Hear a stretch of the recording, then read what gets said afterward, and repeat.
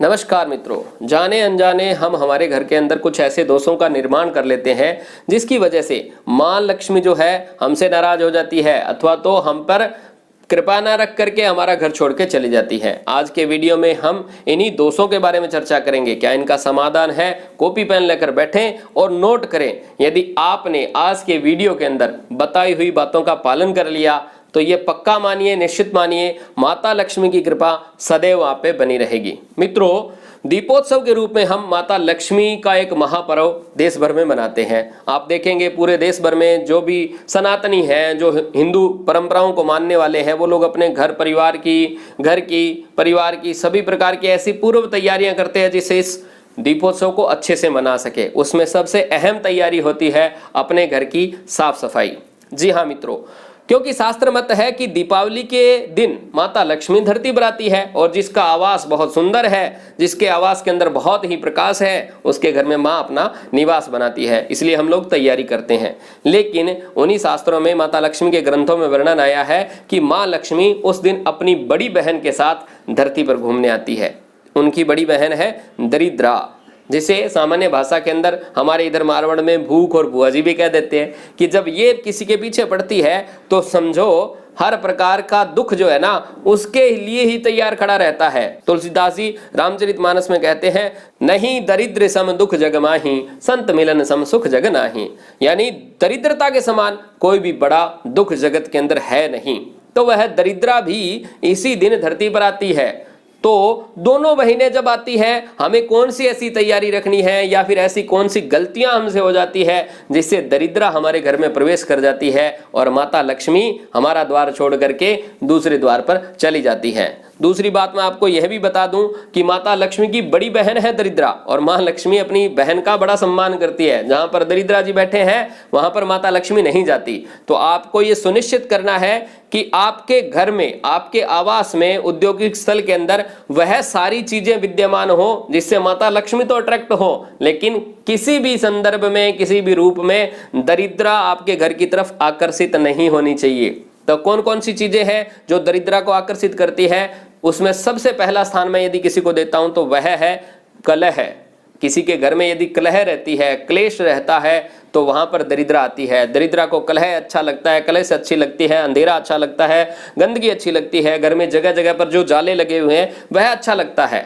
तो यदि आपके जीवन के अंदर ये सभी चीजें हैं, अंधेरा यानी कि हर प्रकार से अज्ञानता, आप जो काम कर रहे हैं उसके अंदर भी आप में कुछ अंधेरा है कि आपको पता नहीं क्या करना है क्या नहीं करना है। प्रकाश का माने सीधा सीधा स्पष्टता, हमें अपने जीवन के अंदर क्या करना है क्या नहीं करना है, यह क्लियरिटी जिसके पास है, जिसके पास यह स्पष्टता है, वह जीवन में आगे बढ़ता है। तो रोशनी माता लक्ष्मी को आकर्षित करती है।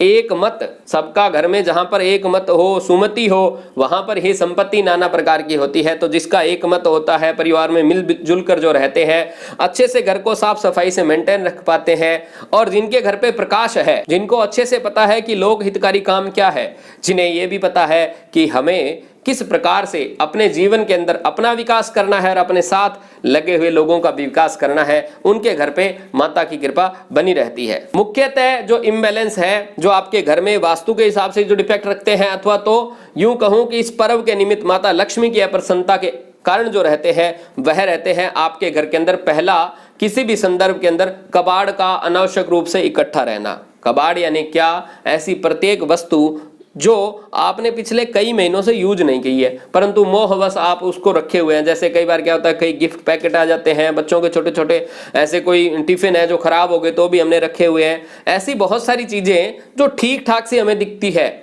हमने नए जूते लेके आ गए लेकिन पुराने 3 जोड़ी पड़ी है जो हम नहीं पहनते हैं, लेकिन फिर भी रख के छोड़े हुए हैं कि कभी ना कभी तो काम आएंगे।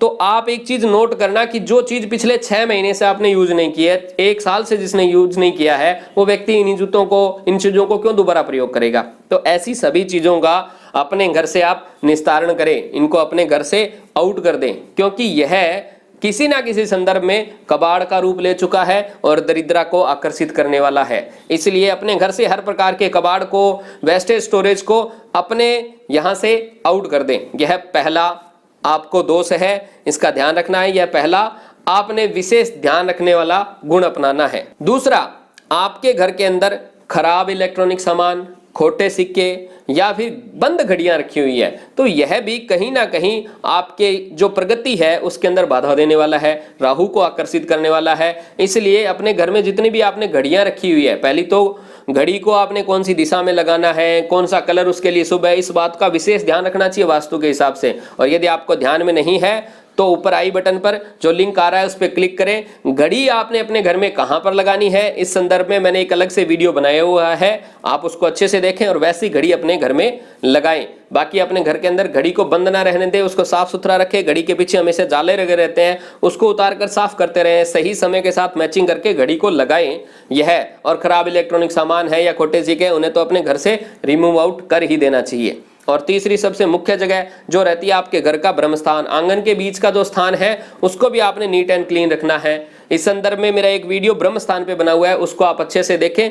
ब्रह्म स्थान को यदि आप पवित्र रखेंगे, सुंदर रखेंगे, तो आपका घर पूरा जो वास्तु के हिसाब से चैनलाइज रहेगा, अच्छा रहेगा। तीसरी मुख्य बात, माता लक्ष्मी अट्रैक्ट होगी आपके मुख्य द्वार से, तो आपको अपने मुख्य द्वार को अच्छे से साफ सुथरा, सुंदर और नया जैसा बना के रखना है। वास्तु के हिसाब से प्रवेश द्वार के क्या मुख्य नियम है, कैसी सजावट है, यह आपको एक आई बटन में जो भी वीडियो आ रहा है उसके अंदर देखने को मिलेंगे। तो प्रवेश द्वार को आप उस हिसाब से ठीक कर लें, क्योंकि यहां मैं बताऊंगा तो वीडियो ये लंबा हो जाएगा। तो अपने प्रवेश द्वार को आपने ठीक रखना है, यह सुनिश्चित कर लें। इसके अलावा आपने विशेष ध्यान देना है घर की छत का। कई बार क्या होता है, हम घर में सफाई कर लेते हैं लेकिन छत पर हम वेस्ट स्टोरेज कर देते हैं। हमारे यहाँ ऐसी परंपरा से चल पड़ी है, राजस्थान में खासतौर से देखने आती है कि छत के ऊपर घड़े रखे हुए होते हैं, वो भी उल्टे। तो ऐसे अपने छत के ऊपर वेस्ट स्टोरेज नहीं रखना, घड़ा रखना है तो सीधा करके उसमें कुछ गेहूं के दाने डाल के रख छोड़ सकते हो। बाकी जो वैसा मैंने बताया कि जो व्यर्थ का है उसे तो अपने यहाँ से मूव आउट ही कर दें। और व्यर्थ का चाहे विचार हो, चाहे वस्तु हो, व्यक्ति हो, चीज हो, पदार्थ हो, कुछ भी हो, जो बिना मतलब का आपने इकट्ठा कर रखा है तो उसने आपको बोझ देने वाला काम ही करना है, उसने आपका बोझा ही बढ़ाना है। तो इस दीपावली पर हमें यह निर्णय लेना है कि हम हमारे घर की सफाई तो करेंगे ही करेंगे, इसके साथ साथ हमारे फोन के अंदर बिना मतलब की जितनी चीजें हैं उनको भी मूव आउट करेंगे। हमारे कंप्यूटर डेस्कटॉप से, हमारे दिमाग के अंदर बिना मतलब के व्यर्थ के जो विचार है, व्यर्थ की ऐसी प्रत्येक चीज जिसने हमें बिना मतलब वजनदार कर रखा है, बिना मतलब का बोझ हम पे डाल रखा है, इन सभी चीजों को हम हटा देंगे और शुद्ध मन से, साफ मन से, शुद्धता के साथ और एक ऐसे हल्केपन के साथ उच्च कोटि के भाव लेते हुए मां लक्ष्मी का हम स्वागत करेंगे। मित्रों, यदि आपने अपने घर की इन मूलभूत बातों का विशेष ध्यान रख लिया, अपने घर को बिल्कुल सुंदर, साफ और स्वच्छ बनाया, घर में सुमति का वातावरण रखा, प्रेम पूर्वक यदि आप निवास करते हैं, तो आपके घर में समृद्धि निश्चित है, माता लक्ष्मी की कृपा निश्चित है। मां लक्ष्मी आपके संपूर्ण परिवार पर बहुत ही कृपा करे। इन्हीं शुभकामनाओं के साथ जय मां लक्ष्मी।